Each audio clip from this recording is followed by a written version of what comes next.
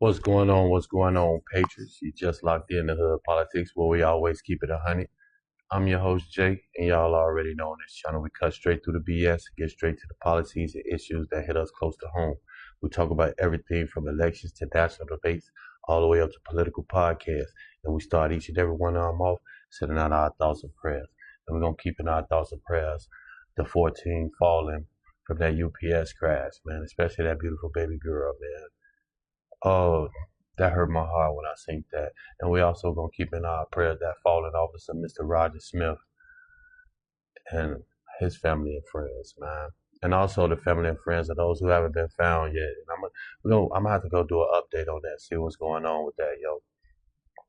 But remember when I was yeah.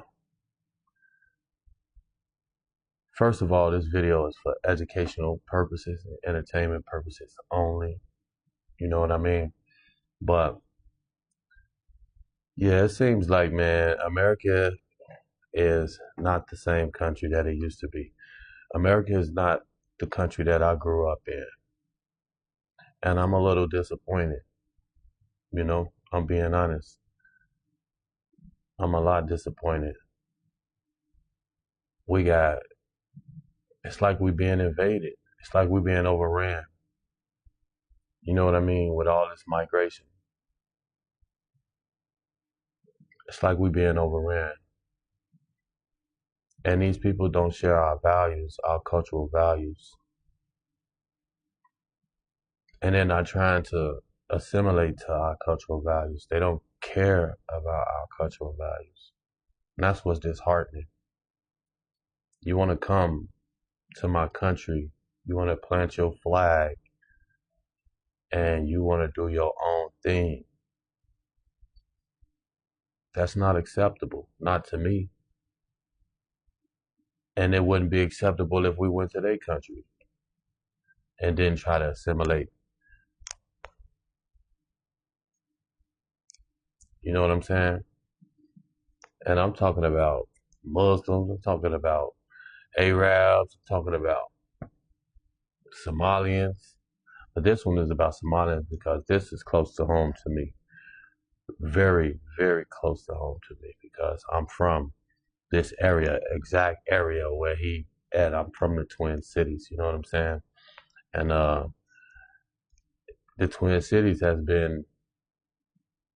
is being conquered, in my opinion, by Somalian immigrants. And Asians too. Asians is thick as hell out there in St. Paul. Asians and Somalians, man, they is thick. They didn't took over the Twin Cities, in my opinion. You know what I'm saying? So we're gonna get into this, man. This called Inside America's Somali's Capital, and this is Somali's capital. Right here is Minneapolis. Specifically, it's the Somali neighborhood within Minneapolis that has recently become controversial due to two figures. Congresswoman Ilhan Omar of Minnesota. Dumbing of the United States has arrived. And mayoral candidate Omar Fateh. It's where Democratic Socialist State Senator Omar Fateh is now just 5 points behind Jacob Fry. Minneapolis. There may be no immigrant community in the nation more tied to its political leaders than the Somalis in Minnesota, so we decided to go past the clickbait and culture war and explore the community with curiosity. That's what America stands for. Like, everybody's segregated in their own community. But they're walking around in sandals in the winter, and you're just going, oh my God. What's it really like? Do they love America? Our children will take a gun to defend national interests of the United States. Our journey took us to a massive open-air Somali mall, which a cop escorted us out of, to Omar Fateh's campaign HQ. I know that guy. He's like the maintenance man at the Cedar View Apartments. I think that's the name of them. I had a couple of females in my day. I spent a lot of time in those apartments. That they finna be showing. And it is Somali Central, though. It's like I was nervous going in and out of there. I was always strapped. I didn't play no games because, like, the women is lovely, beautiful. You know what I'm saying? the dudes, I don't know, man. It's some of them, the older cats. I guess they are like everybody else. You know what I'm saying? You got the wild young ones, and then you got people that's taking. I guess every society is basically the same in its own way, but actually different because of the cultural differences and you know, stuff like that. But yeah, them young ones and that little gang RTF. Well, not RTF, RTS, Rough Tough Somalians. Yeah, we had a lot of problems with them, man. We did a lot of back and forth with these cats. You know what I'm saying? That's why I was always spooked. I was always mad. I always found a chick that ended up living in that apartment building, man. That aggravated me so bad, man. Cause I was bad. I ain't gonna even lie when it came to running them streets and chasing that tail, man. And that's why I was trying to tell people on my other video, man. These YNs, they only dangerous to themselves, man. They out there chasing money and chasing women. They is not thinking about this racial BS, this transgender crap. Now, if you ask them some crap like, hey, do you believe men should play in women's sports? They gonna give you the real. Hell no. Get that crap out of here. You know what I'm saying? They gonna go off, you know what I'm saying? But they are dangerous, you know what I'm saying? And they're not just dangerous to white people or any other race. They're dangerous to black folks, too. When I see a group of them little young YNs, I try my best to go the other way as well. Like, oh, crap, I ain't got time for this, you know what I'm saying? Whether I'm strapped or not, you know what I mean?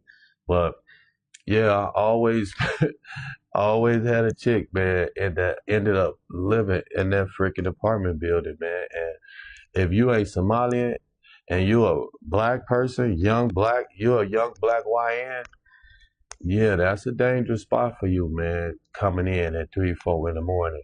You know what I'm saying? Trying to, you know.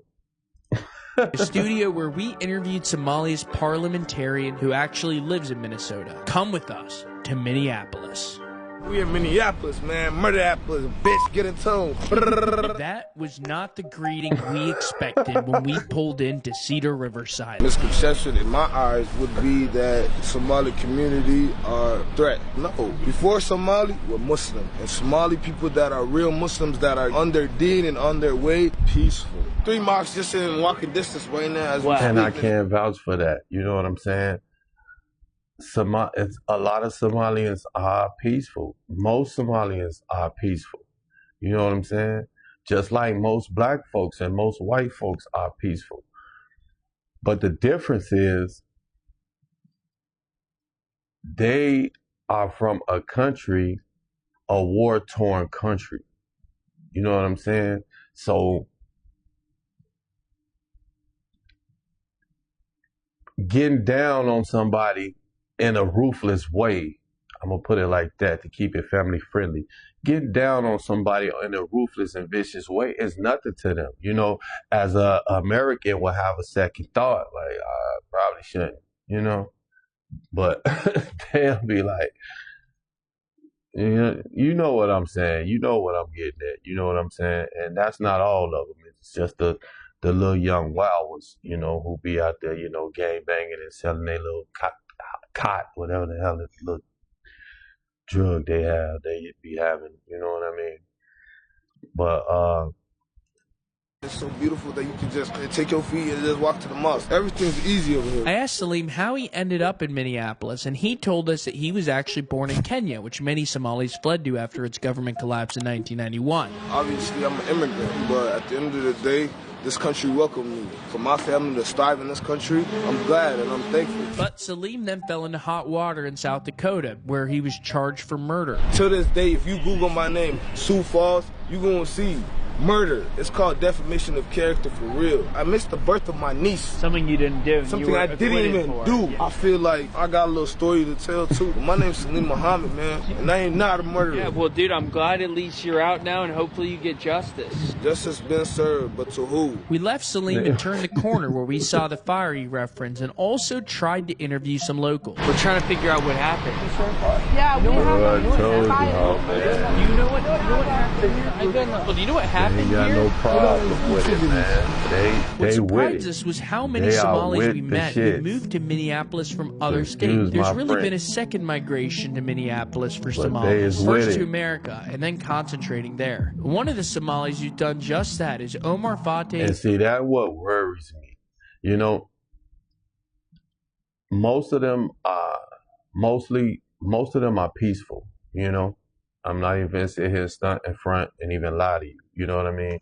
I've met plenty Somalis in my life in my time of living in the Twin Cities, because I didn't move there till 2004. I was born and raised in Chicago, and then I moved to the Twin Cities. I stumbled upon Minnesota in 2004, but that's a story for another day.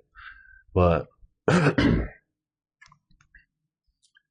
yeah, what scares me is how they stick together. You see what I'm saying? The unity.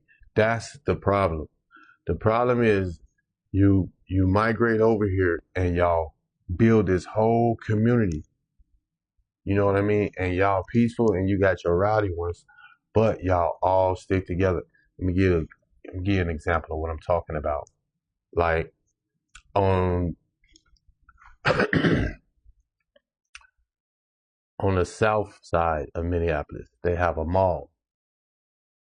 They have a mall over there, and it's a Somali mall. It's all Somali shops, all Somali stores, everything. It's a whole Somali mall.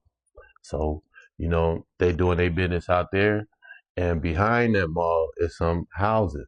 You know what I'm saying?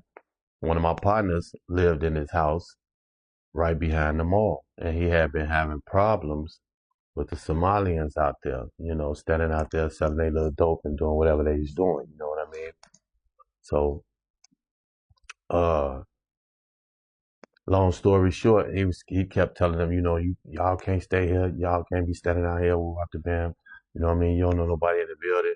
And so they went and got one of their people and rented the apartment right underneath his. So now, like, he can't say nothing. He was pissed. So now that's when he called me, you know. And he called me, and I ride over there, a couple of guys, and we out here, you know what I'm saying? I'm trying to figure out what's going on. And it's me and this one cat, we talking, you know what I'm saying? And this other one, standing on the next side of this dude, is saying stuff in Somali, and the look he's looking like, I do something bad to all of them right now. You know what I'm saying? And I'm looking at him. I'm keeping my eye on this cat. Like, man, this cat is on something, man. He ready to do something. And the dude I'm talking to in English was explaining to me what's going on, is saying something back to him in Somali, like basically calm your ass down, be smooth, you know, we got business to take care of, we ain't got time for that, you know. That's what I'm just assuming. I don't speak Somali, but I know this dude was ready to pop off, and the dude I'm talking to is keeping him calm, you know what I'm saying? And you know, he's basically explaining to me like, yeah, he was telling us that we couldn't sit out here, so we went and got our sister, and she got the apartment up under him. So now he's still out here. I'm like, oh, it was just a bunch of crazy crap, man. But yeah, that's what I'm talking about. You see how they stick together, man, and that's scary because they don't share our values. You know what I mean? Look at Dearborn, Michigan.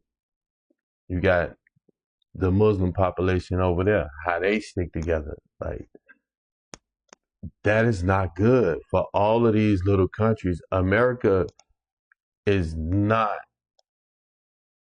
supposed to be like this, yo. This is a Christian country.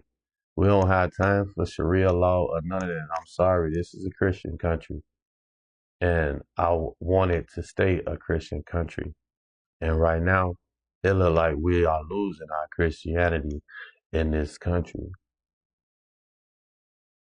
who was born in D.C. Yo, Abdelkader Yassin, Team Kega, we need volunteers. Today, nearly 100,000 Somalis live in Minnesota, and the majority of them are in the Twin Cities. And I want to speak directly to the Somali community. Minneapolis is your city. We are in Cedar Riverside, which is the Somali capital, not just of Minneapolis, but of the U.S. And right behind us are some of their apartment buildings. This is the sort of center of where the Somalis live. Now, 50% of the people in this neighborhood speak Somali, and we're talking to some of the residents. We then met the facilities manager of these towers, who's managed them for nearly 50 years. But I've worked in it for 46 years. How has it changed? Just different immigrants. So a lot of Somalis live here? Yes. In fact, I think it's one of the largest populations in the cities. Yes, I think they do kind of stick to themselves, but I have a bunch of them that work under me, and they're pretty social. Some of the first ones came here, and I know it's a money issue, but they're walking around in sandals in the winter, and you're just going, oh my God.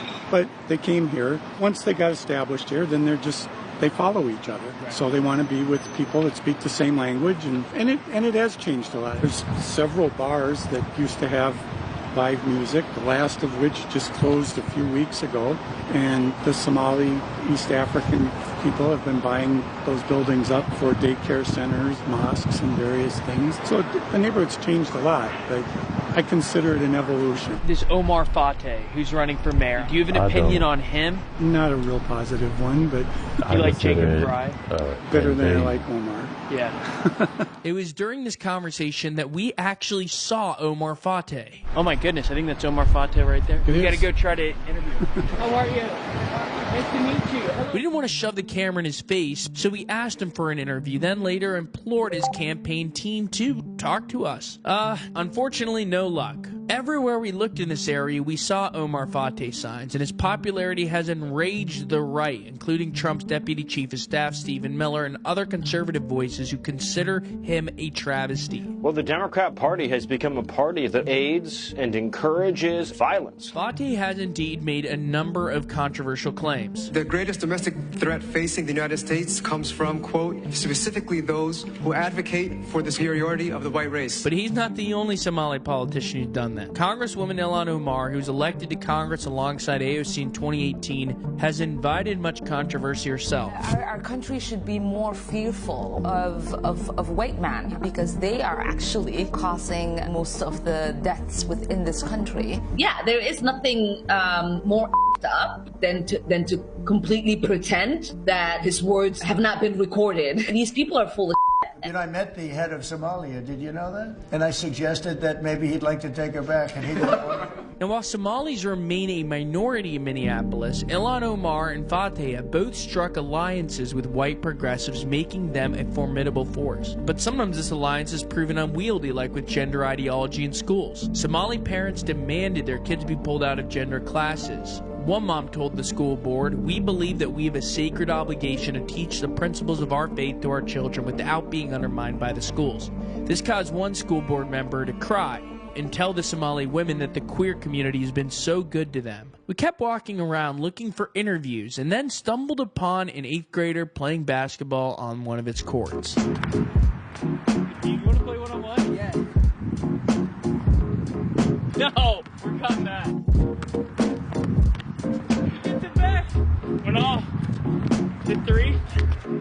No.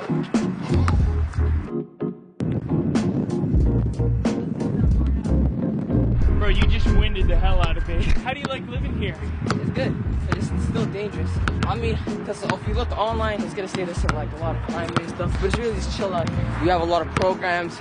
At the Bronco, we have a basketball team. We have a soccer team as well. Yeah. It's like a regular neighborhood. We have a community and stuff. What do you want to be when you're older? A basketball player or a businessman. You want to live here when you're older? No, I want to move out soon. It's a good place if you want to come in, like, right now. Yeah, I speak Somali. Assalamu alaikum, broken news. There we go. Yeah, we love America. It's just like some stuff that Trump did before. Not a big fan? Yeah. Boom! Bank's open, baby. Okay. Hey, let's go, hubby. Yeah. But Cedar Riverside is not like what they show online. If you actually come here, like during the summer, There's kids outside, uncles, aunts. We have a local mosque. We pray. It's like a good place. I have one little sister. How many kids are in most families? 3, 4. Do you view Somalis and blacks as differently? It's just skin color. But yeah. It was touching to meet a kid from the next Somali generation like Abdi and to humanize the Somalis in a way they often aren't. But the cultural differences, some argue, are too difficult to ignore.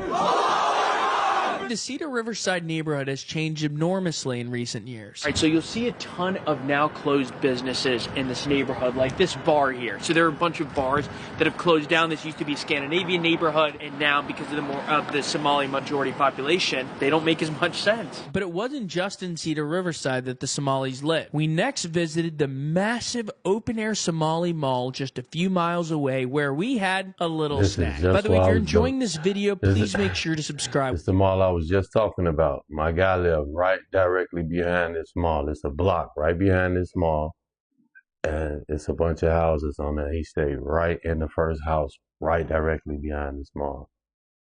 We capture the world without bias or fear, and these kind of videos bring that mission to life. The right want to make Somalis look bad, the left want to elevate them. We try to just hold a mirror. If you support that mission, hit subscribe. Now back to Minneapolis. All right, so we're pulling up on the Somali. What they mean, the right trying to make the Somalians look bad? No, it's either the right not trying to make the Somalians look bad. The right is pointing out the bad Somalians,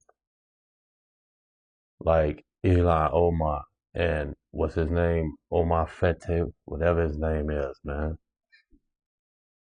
That's all we was pointing out. Like, they not good. They shouldn't be. Matter of fact, if you ain't born and raised in America, you shouldn't be in American politics. You shouldn't be in our government. Nowhere. Period. Mall in the area, the Carmel Mall, which is the largest Somali mall. The Carmel Mall was massive. These shots simply don't do it justice, and this footage probably won't do the overwhelming sense of alienation we felt inside it justice either. All right, so we're going to go inside the Carmel Mall, which is fashioned after an open-air Somali bazaar. There's a fashion store here, some jewelry, totally different style of mall here. You get the henna stand over here. The scale of this mall is enormous. It makes sense that there are about 80,000 Somalis in Minnesota, the vast majority of whom are in this area. So right at the end of this mall, by the way, you have a mosque. Within our community, we usually send money back home to the less fortunate. So up there they have a money place you can send back? Yeah, it's right there. All right, so this is what he's talking about in the front, a place where you can easily send money back home or wherever. Roughly 40,000 Minnesotans were born in Somalia, so many are still in close touch with their families back home. The link between Somalia and Minnesota can't be overstated. The president of Somalia often visits, and some Somali politicians live in the Twin Cities, like the parliamentary we interviewed later. I would say in all the reporting we've done, this is one of the most difficult spots to get an interview. People are very guarded here. I don't know if it's because they assume there's a hit piece or they simply don't want to talk at all. People have been extremely guarded, and in some cases a little hostile. We continue to walk around the Carmel Mall when, as if... And that's what I'm saying. That's because they stick to their own. And how you gonna be in another person's country and just like, F y'all, we just over here doing our thing. We ain't trying to even know you. You know what I mean? No, that's not a good way to assimilate.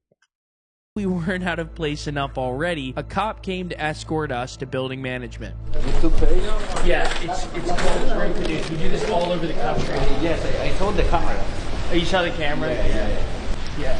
So where's the YouTube? Roca News. ROCA News. Alright, so we were just pulled aside by security. Now we're okay, though, to film inside. So one interesting thing is when a store is unoccupied, people won't necessarily lock it. We've seen a lot of unattended to stores.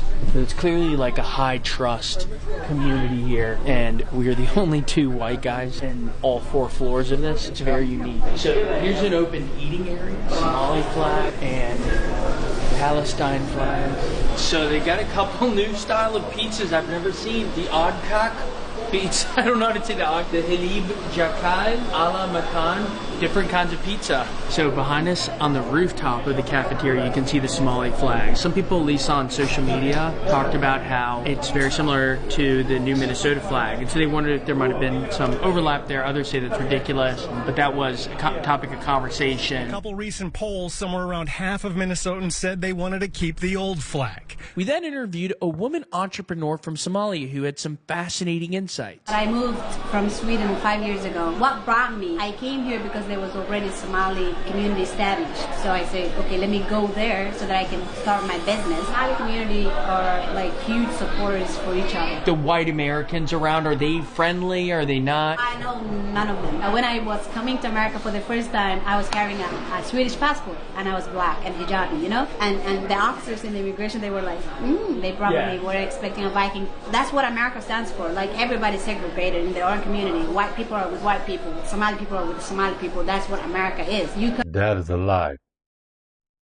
That is a lie. You can go on the north side of Minneapolis, you got black, white, Puerto Rican. You go in St. Paul, you got black, white, Puerto Rican, Somalis, Asian.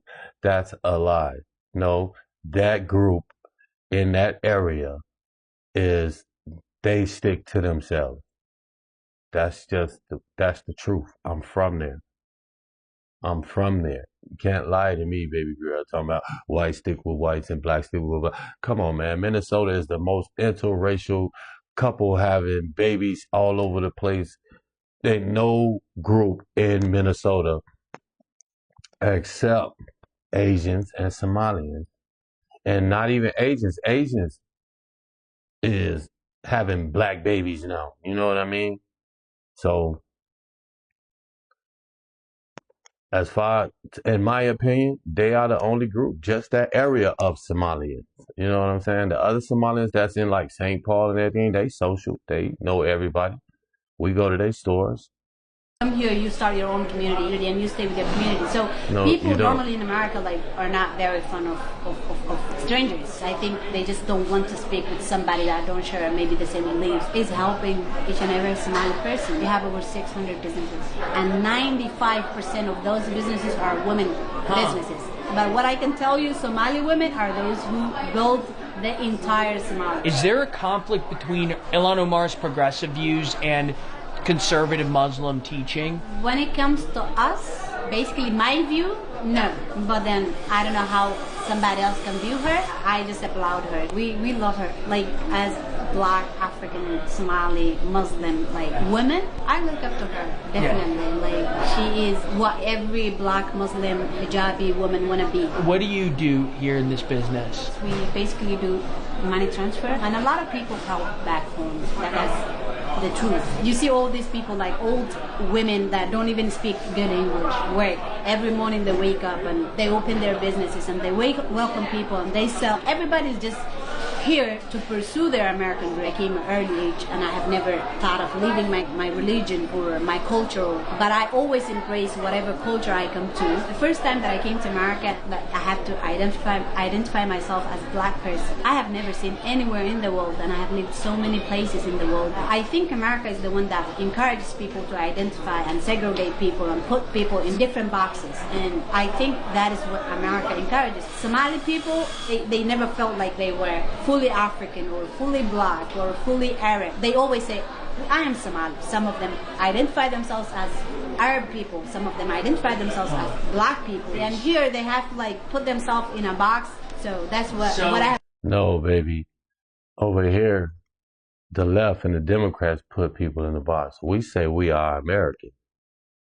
Learn in America. Sure, it's a good opportunity to move to America, but do Somalis love America, though? We ended our trip to the nondescript office of United Somali TV, where we interviewed Somalia's parliamentarian Mohammed Dini for a discussion on Somali-U.S. relations. In the Middle East, no other nation came to us because there was a warlords in Mogadishu, and Americans came to us. They assisted Somali people and paid millions of dollars number one supporter when it comes to Somalia's stability and peace is Americans.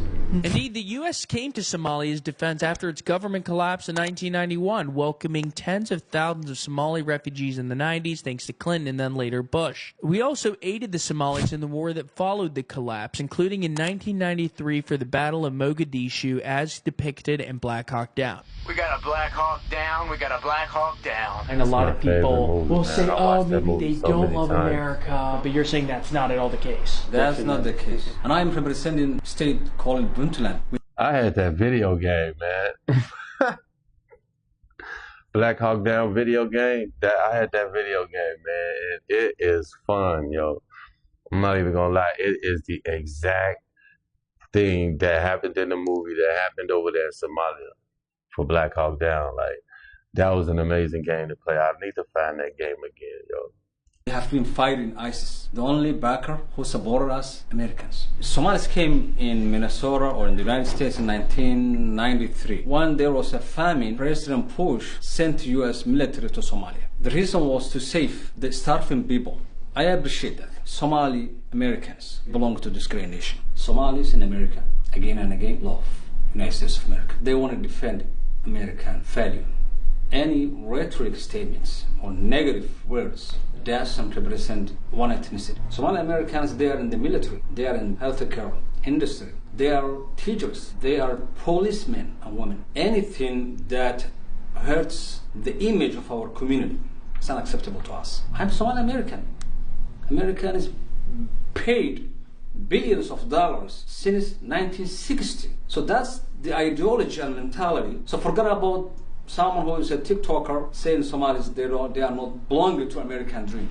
Yeah. We belong. Ilhan Omar, a congresswoman, and Mr. Fateh, they are Americans and they are Democrats. 99% of Somali community already mixed within the American political system. They are working to build a better America. And also Minnesota is a great and miracle state because the majority Somali community that live in this state. Every Somali American, whether he's a left or right, they are contributing again and again to American dream. Living in the United States and living in the great state of Minnesota was a gift from Allah, God, gift from God. Socially issues Somalis believe to be a good neighbor, to respect the different religions in the United States, and Islam itself believes that all religions must be respected. Somalis, they believe whether you are a Jew, whether you are Buddhist, whether you are Christian, we can live together. We can be good neighbors. I want to go back one more time. American contribution to Somalia. The region of Puntland have been fighting almost 8 months, 10 months against ISIS. Who came to you and assisted? You know, Americans. We didn't see any other superpower. And I had an event with Somali community in Minnesota. What I told them was, you guys, if you have a best friend, this is the right people, United States. You know, we took an oath, which is allegiance. Somalis in Minnesota or in the United States are ready to protect and fight for the American dream and respect it and work. Well, like he got the same microphone I got of the war, and I am one of them. Our children, when they grow up, they will defend this great nation by using their pen, and they will take a gun to defend the American values and national interests of the United States. Dini swears that the negativity you read online is all just noise. Off camera, that is not noise, man. I think he, in my opinion, I think he's running game for the camera. You know what I'm saying? I've been around him. I've lived around him. I've been in all them areas that he's in right now that they have been in. And your head gotta be on a swivel, man. You know what I'm saying? If you're a black person. If you're a black YN, your head gotta be on a swivel. You know what I mean? So, yeah, I don't know. What y'all think? You know? Share this video with your people. Like, subscribe to the channel. Hit that notification bell so y'all know when I drop some more videos. Hit me up over there on TikTok at Hood Politics 3.0. Subscribe to my TikTok channel. And yeah, man, I'm not liking what's happening, people. Patriots, I'm not liking what's happening. This is Minnesota. Look what's happening in New York. Dearborn, Michigan. It seems strategic to me. It's not, but it just seems strategic to me. You know what I'm saying? This your boy Jay from Hood Politics checking in, and now I'm checking out, y'all. I just wanted to show y'all how I think our country is not the same anymore. It's changing way too rapidly, and I don't like it. I want to change it back.